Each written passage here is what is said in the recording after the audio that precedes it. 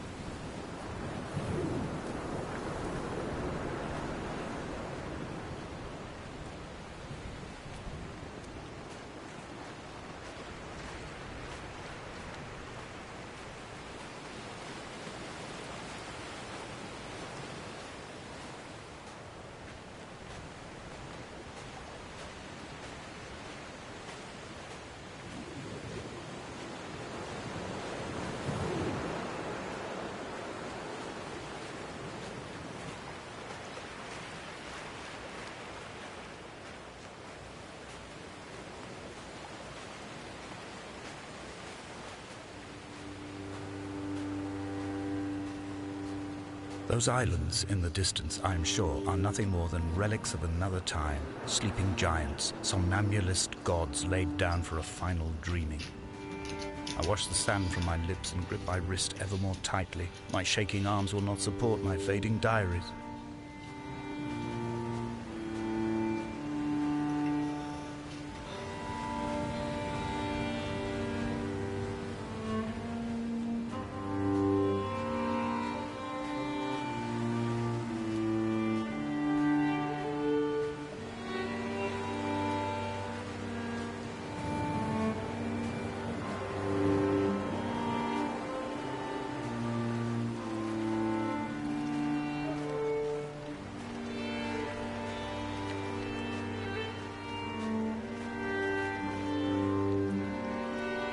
I have found the ship's manifest, crumpled and waterlogged under a stash of paint cans. It tells me that along with this present cargo, there was a large quantity of antacid yogurt bound for the European market. It must have washed out to sea. God knows there are no longer gulls or goats here to eat it.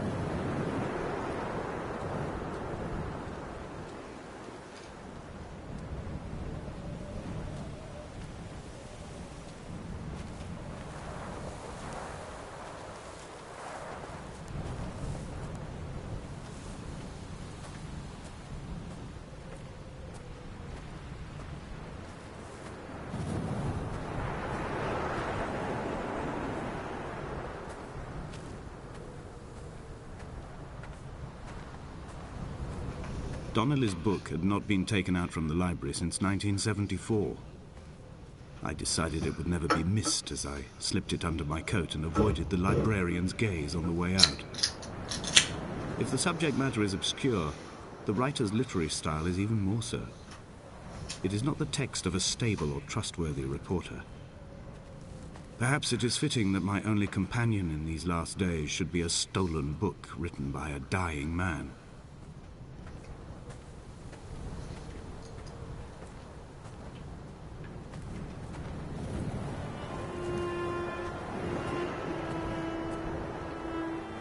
When someone had died or was dying, or was so ill they gave up what little hope they could sacrifice, they cut parallel lines into the cliff, exposing the white chalk beneath.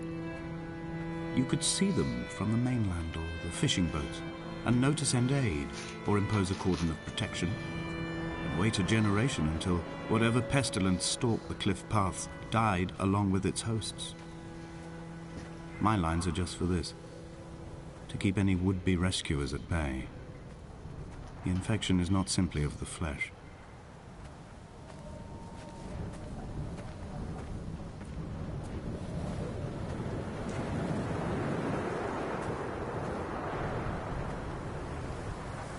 They were God-fearing people, those shepherds. There was no love in the relationship. Donnelly tells me that they had one Bible that was passed around in strict rotation. It was stolen by a visiting monk in 1776, 2 years before the island was abandoned altogether.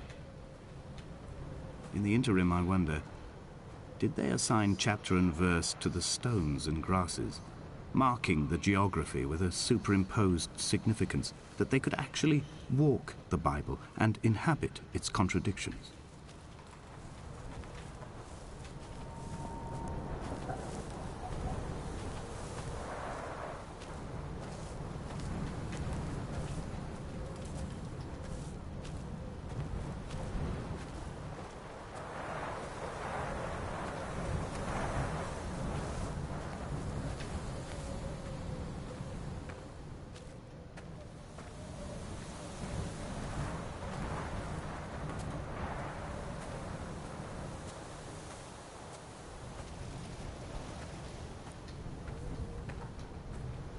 Dear Esther, I met Paul. I made my own little pilgrimage. My Damascus, a small semi-detached on the outskirts of Wolverhampton. We drank coffee in his kitchen and tried to connect to one another.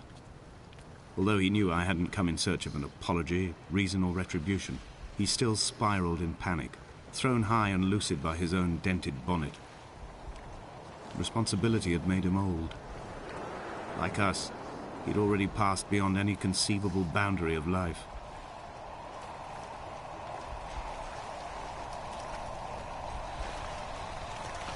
I threw my arms wide and the cliff opened out before me, making this rough home. I transferred my belongings from the bothy on the mount and tried to live here instead. It was cold at night and the sea lapped at the entrance at high tide. To climb the peak, I must first venture even deeper into the veins of the island, where the signals are blocked altogether. Only then will I understand them, when I stand on the summit and they flow into me, uncorrupted.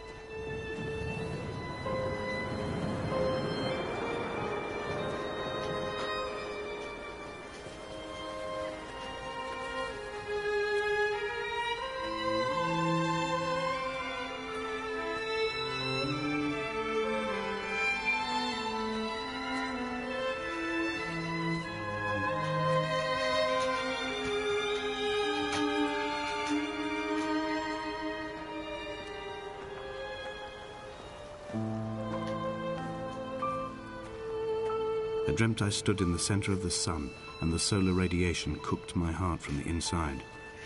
My teeth will curl and my fingernails fall off into my pockets like loose change. If I could stomach, I'd eat, but all I seem capable of is salt water. Were the livestock still here, I could turn feral and gorge. I'm as emaciated as a body on a slab, opened up for a premature source of death. I've rowed to this island in a heart without a bottom, all the bacteria of my gut rising up to sing to me.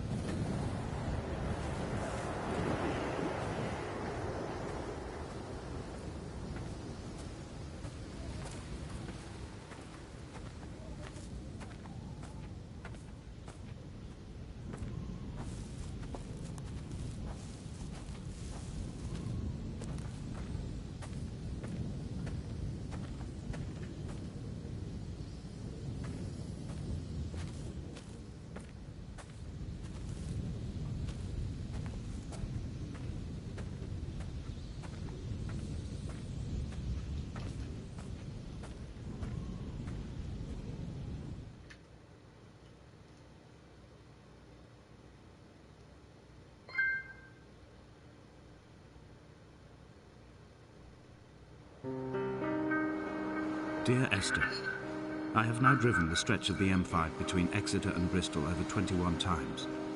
But although I have all the reports and all the witnesses, and have cross-referenced them within a millimetre using my ordnance survey maps, I simply cannot find the location. You'd think there would be marks to serve as some evidence. It's somewhere between the turn-off for Sanford and the welcome brake services. But although I can always see it in my rear-view mirror, I have as yet been unable to pull ashore.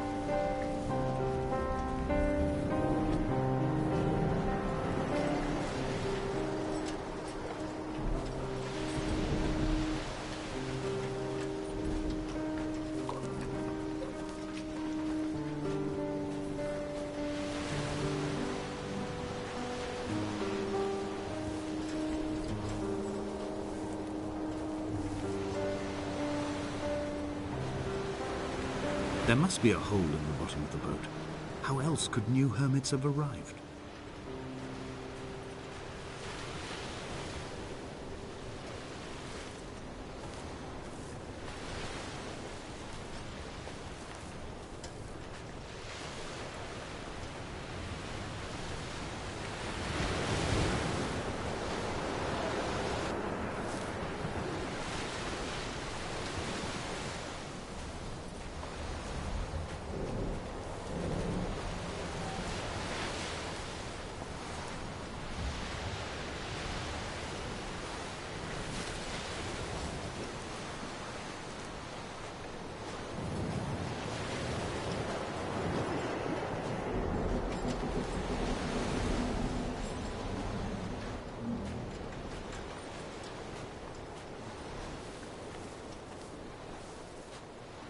I had kidney stones, and you visited me in the hospital. After the operation, when I was still half submerged in anesthetic, your outline and your speech both blurred. Now my stones have grown into an island and made their escape, and you have been rendered opaque by the car of a drunk.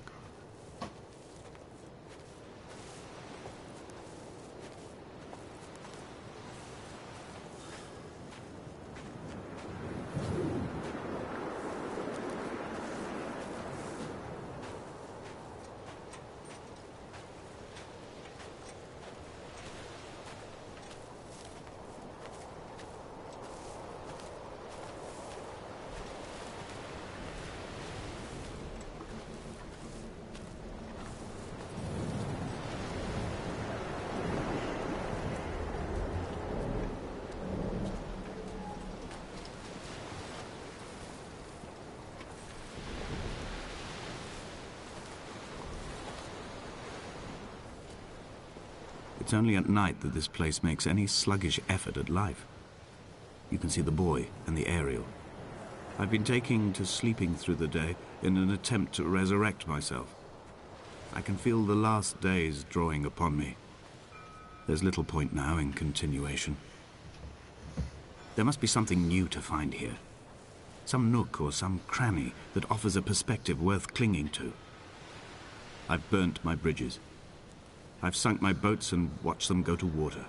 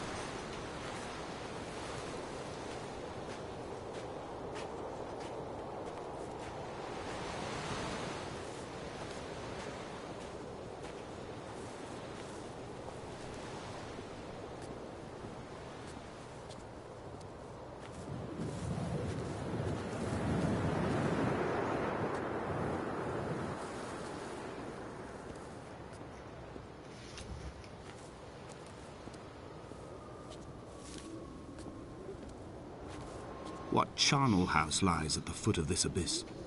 How many dead shepherds could fill this hole?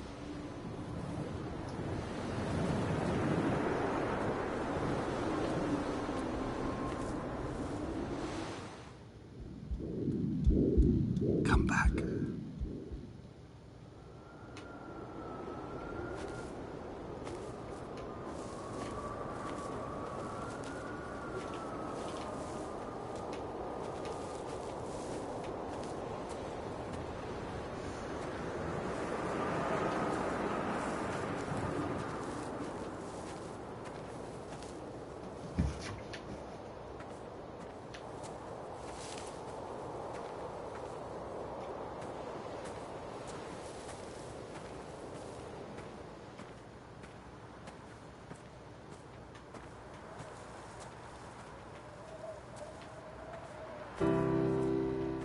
I've begun to climb, away from the sea and towards the center. It is a straight line to the summit, where the evening begins to coil around the aerial and squeeze the signals into early silence. The bothy squats against the mount to avoid the gaze of the aerial. I too will creep under the island like an animal and approach it from the northern shore.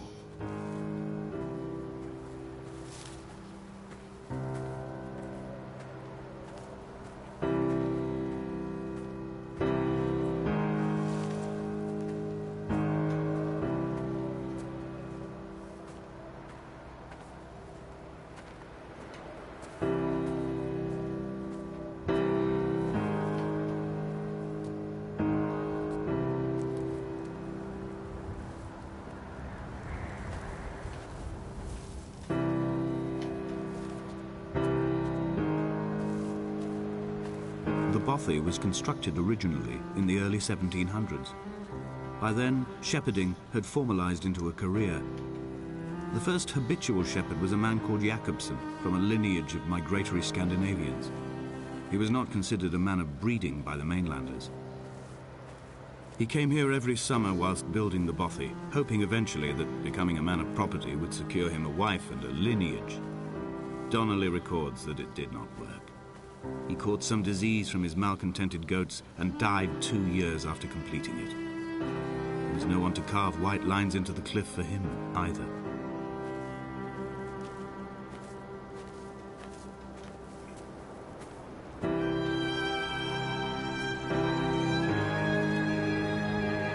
When the oil lamps ran out, I didn't pick up a torch, but used the moonlight to read about.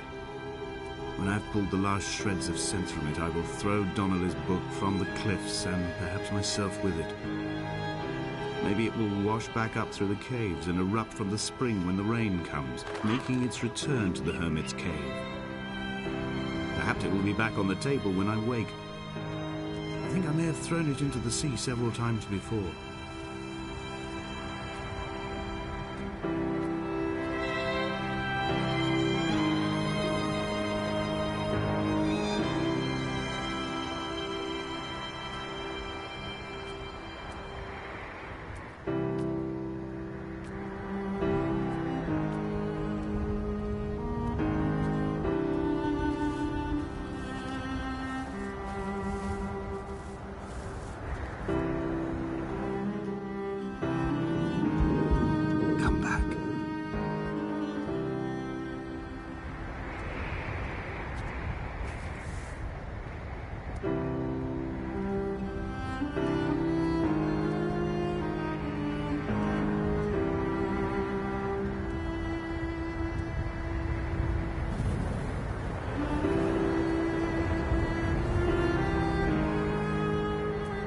Jakobsen's ribcage, they told Donnelly, was deformed, the result of some birth defect or perhaps a traumatic injury as a child.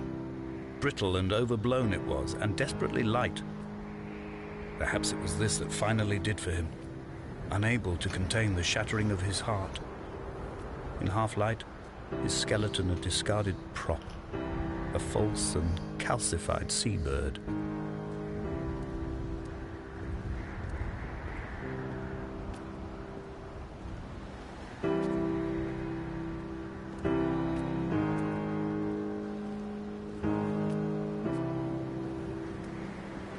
They found Jakobsen in early spring. The thaw had only just come. Even though he'd been dead nearly 7 months, his body had been frozen right down to the nerves and had not even begun to decompose. All around him, small flowers were reaching for the weak sun. The goats had adjusted happily to life without a shepherd and were grazing freely about the valley. Donnelly reports they hurled the body in fear and disgust down the shaft, but I cannot corroborate this story.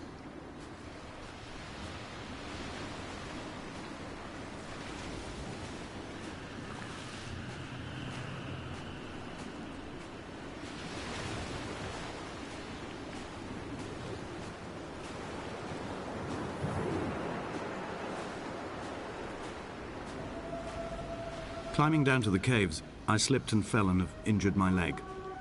I think the femur is broken. It is clearly infected. The skin has turned a bright, tight pink, and the pain is crashing in on waves, winter tides against my shoreline, drowning out the ache of my stones. I struggled back to the bothy to rest, but it has become clear that there is only one way this is likely to end. The medical supplies I looted from the trawler have suddenly found their purpose. They will keep me lucid for my final ascent.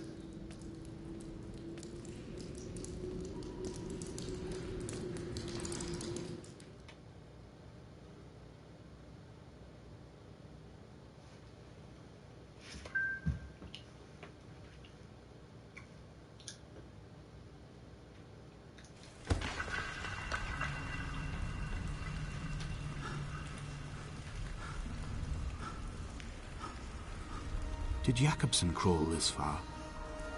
Can I identify the scratches his nails ruined into the rocks? Am I following him cell for cell, inch for inch? Why did he turn back on himself and not carry through to the ascent?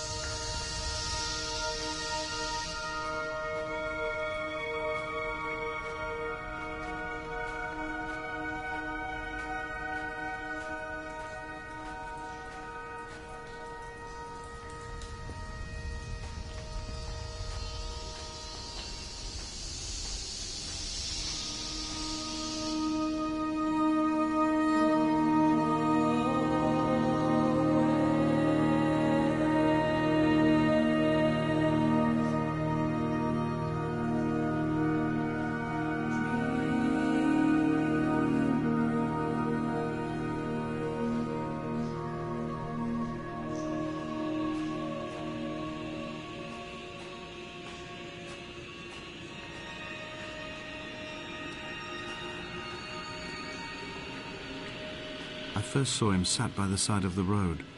I was waiting for you to be cut out of the wreckage. The car looked like it had been dropped from a great height. The guts of the engine spilled over the tarmac, like water underground.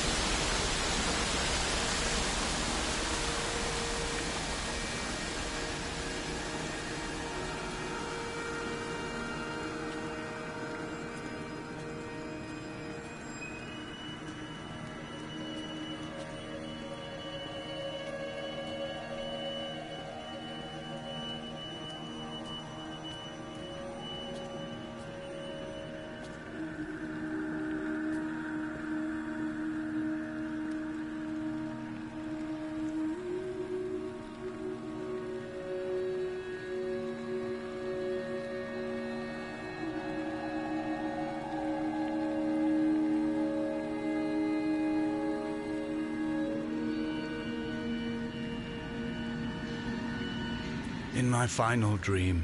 I sat at peace with Jakobsen and watched the moon over the Sandford Junction.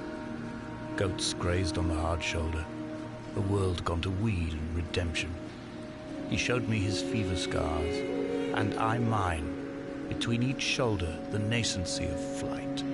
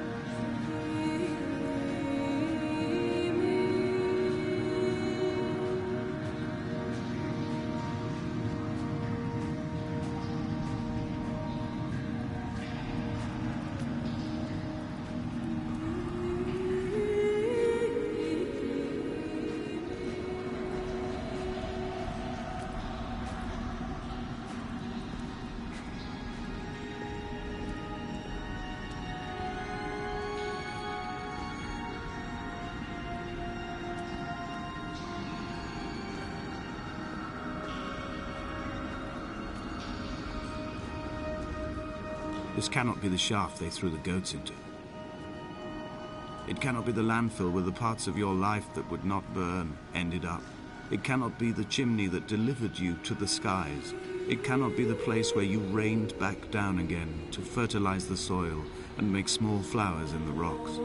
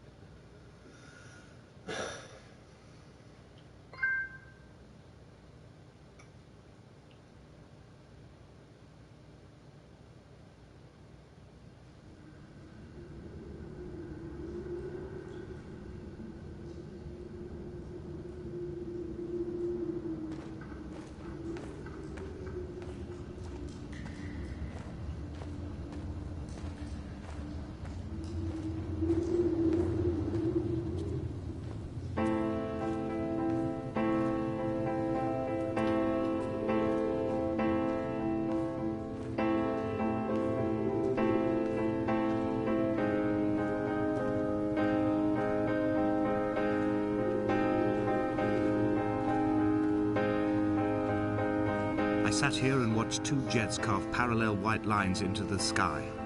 They charted their course, and I followed them for 21 minutes until they turned off near Sanford and were lost. If I were a gull, I would abandon my nest and join them. I would starve my brain of oxygen and suffer delusions of transcendence. I would tear the bottom from my boat and sail across the motorways until I reached this island once again.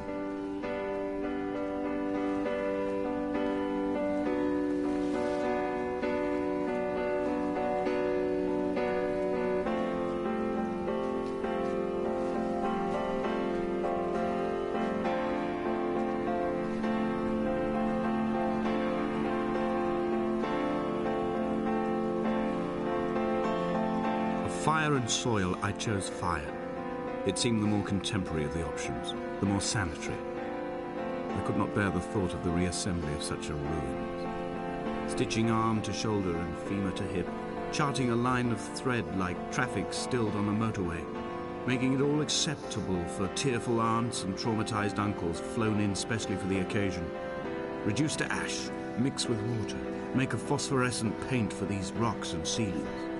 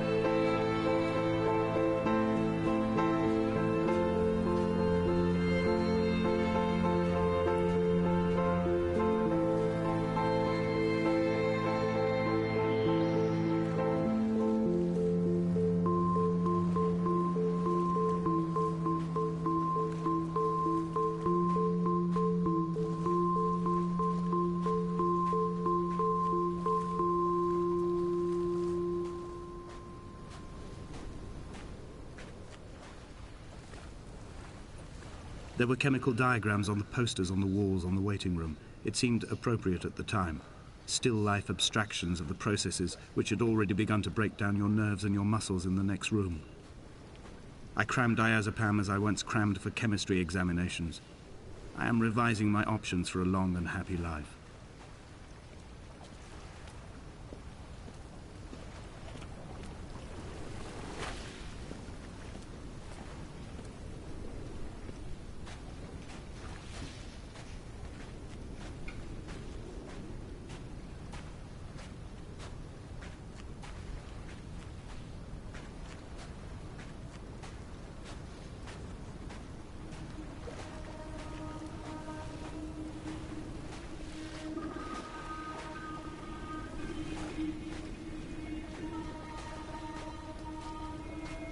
From here, I can see my armada. I collected all the letters I'd ever meant to send to you, if I'd have ever made it to the mainland, but had instead collected at the bottom of my rucksack, and I spread them out along the lost beach. Then I took each and every one, and I folded them into boats. I folded you into the creases, and then, as the sun was setting, I set the fleet to sail. Shattered into 21 pieces, I consigned you to the Atlantic, and I sat here until I'd watched all of you sink.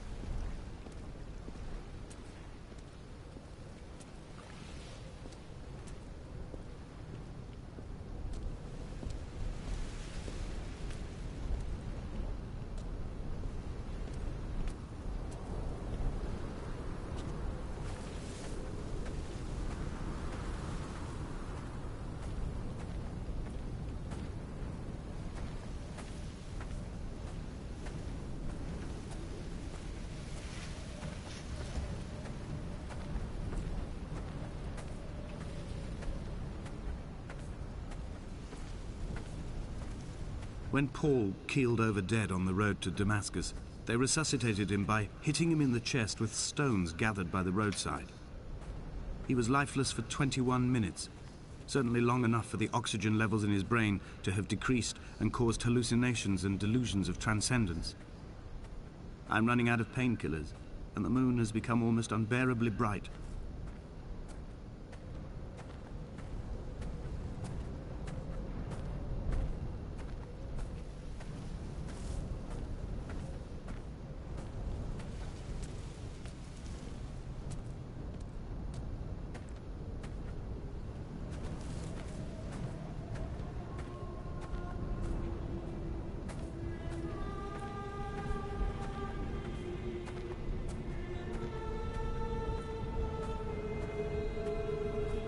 I've begun my voyage in a paper boat without a bottom.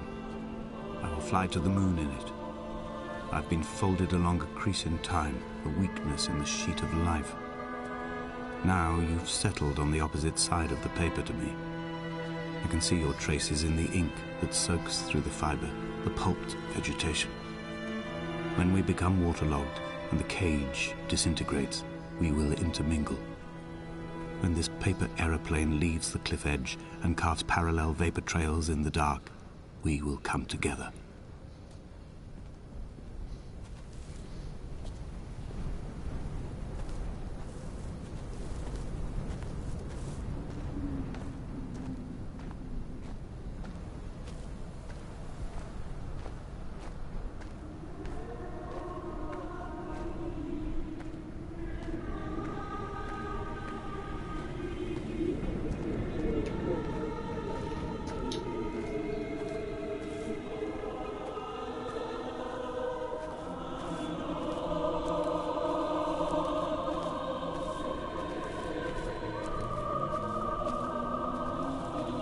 If only Donnelly had experienced this, he would have realized he was his own shoreline, as am I. Just as I am becoming this island, so he became his syphilis, retreating into the burning synapses, the stones, the infection.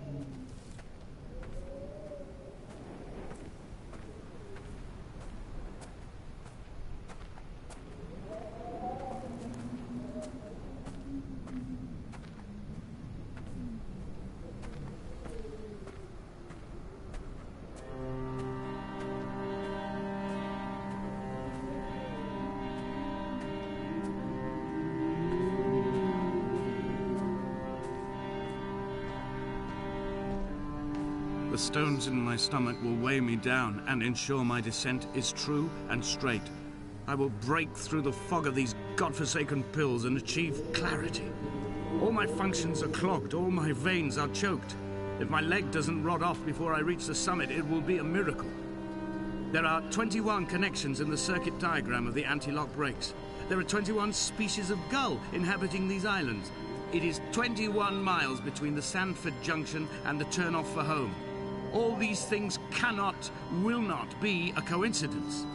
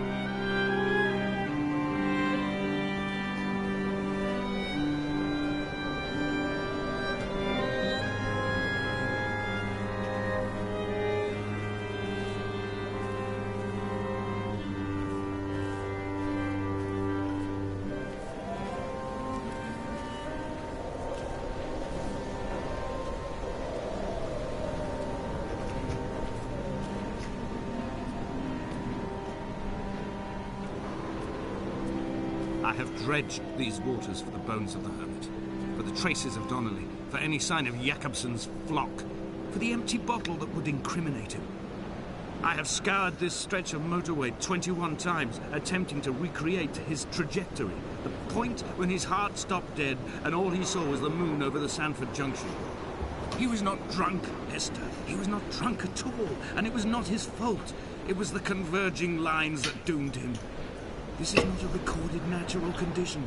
The gulls do not fly so low over the motorway and cause him to swerve. The paint scored away from his car in lines like an infection, making directly for the heart.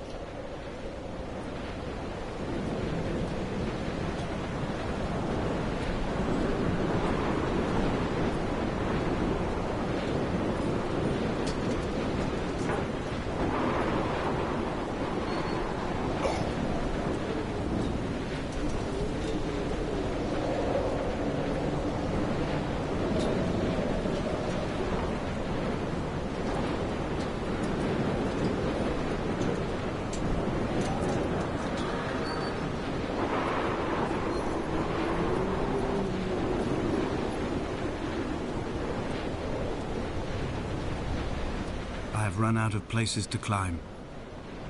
I will abandon this body and take to the air.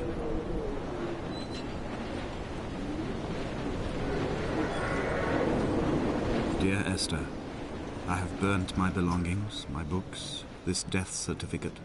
Mine will be written all across this island. Who was Jakobsen? Who remembers him? Donnelly has written of him, but who was Donnelly? Who remembers him?